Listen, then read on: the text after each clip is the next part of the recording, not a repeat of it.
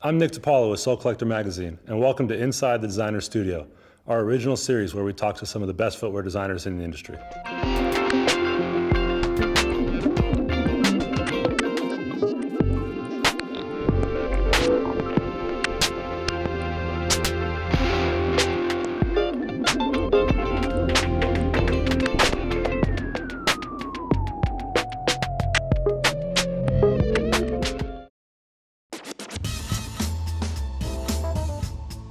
Today our guest is Chang.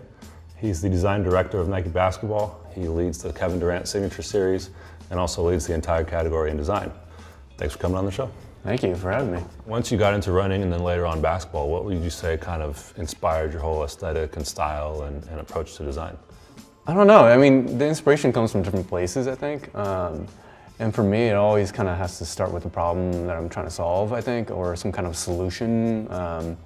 I've always loved like kind of different construction methods and how to do a different eye stay, how to combine different materials or different geometries, but it all has to come down to like, what am I trying to solve? You know, of course, the time that you've been at Nike, there's been so much that shifted from the 90s in terms of construction and materials. Yeah. Is there anything that really sticks out, whether it's Hyperfuse or certain other fly knits, things like that?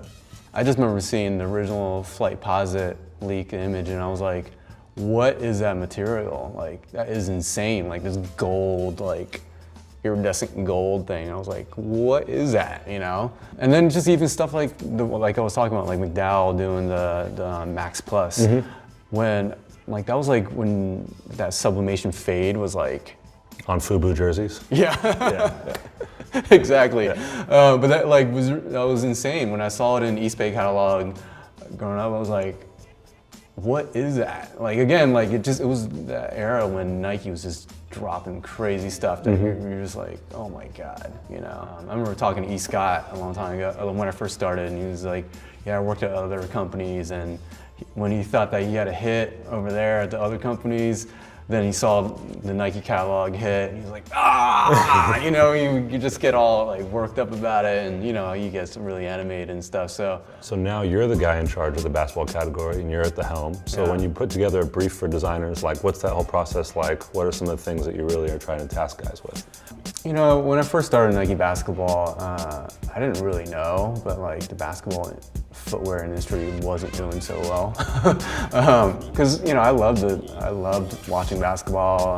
I loved the shoes, and so. And what year you came in like 06, 05? No, I think it was like 07, okay. Maybe. So right at the turn. Yeah, right at the turn, and it was right before Eric Avar did the Hyperdunk and all that stuff, and so.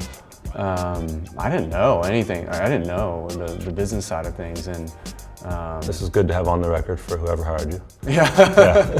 And I was like, well, and then I was like, what am I walking myself into? No, but it didn't matter to me because, you know, for me, I had that like, I just wanted to kind of make proud of like the guys like Avar in the past who just you know. Dropped so much amazing stuff that I was like, I got to do the same, you know. And so it didn't matter to me what the business was like because I was just going to go in there, and I felt like I had the confidence to be like, well, I can bring that same stuff to it. And our business leaders at the time, when I first joined Nike Basketball, was like ignite a new era, you know. And that was great because you had guys like LeBron, who was starting to take off at the time, and then we're just about to sign KD, and Kobe, obviously you can't forget him, and it was like, okay, yeah, like we can make something out of this. The big shift from the 90s to now was a lot of that stuff that we referenced, whether it was Avar, Aaron Cooper, a lot of that had like a real like natural flow to it. Yeah. Can you just talk about the shift and how you guys try to still keep that same flow in such a new like modern era? Yeah, you know, as much as like technology can move forward and like, you know, advance and whatever, there's still a lot of things that just don't change either. Like, and it doesn't need to change. Like the way you think doesn't change necessarily, you know, like if you have, like I said, like I'm a problem solver, it's not going to change, you know, that's not going to change. So it doesn't really matter what tools you use if to generate an idea, really, you know? Like I hear some kids who ask me about like, hey, I want to be a designer. I'm gonna like spend a lot of money and get a new computer. I'm gonna get a Wacom tablet. I'm gonna get this program, that program. I'm like, that's not gonna necessarily help you fundamentally, you know what I mean? And so don't think about a lot of those new tools until you have a good idea, you know? And when you're working on just like a Hyperfuse or an inline shoe versus something like the Kevin Durant Signature Series, can you just talk about the difference, if there is one, in the research process, or how much more inspiration goes into that kind of a product? Yeah, you know, the Hyperfuse, Hyperdunks that I did in Past Lake was definitely like for, the insights came from a lot of places. Like I had to really know what everyone, all basketball players really wanted in a shoe versus a signature shoes. It's really about Kevin Durant, you know, it's about LeBron and Kobe and what they truly want from a performance standpoint and aesthetics and stories and stuff that, you know, I can help bring to life, you know. People want signature because it's a piece of the dream. That's what makes it different, I think. Something I'm always curious to ask is, you know, assuming that you can go back and have more time, is there a specific shoe where you feel like, man, I wish I had more time, I could have done something else to improve it, or I just ran out of time on it? Yeah, you know, I don't think I'm ever like 100% happy with any of the shoes that ever come out, just because like by the time it comes out, sometimes I'm almost sick of it, you know, because I've been like working on it forever, you know. And like I think Hyperfuse 2011 probably could have been better. That one was in what way? You know, I think just having more time to actually perfect the design and get that right, exchanged hands quite a bit, and so I think that one deserved a little bit more. And so, especially coming off, I think the 2010 or the original Hyperfuse, it's like the second album, you know. Sometimes some people botch, and so I didn't want to do that, but you know, and not that I don't think it was a failure or anything, but I think it didn't live up to my standards. Didn't live up to the original. I mean, obviously you've been doing a lot of shoes now. I don't know if you have a running tally, but is there anything outside of shoes that you've always aspired to design or have always been really curious about?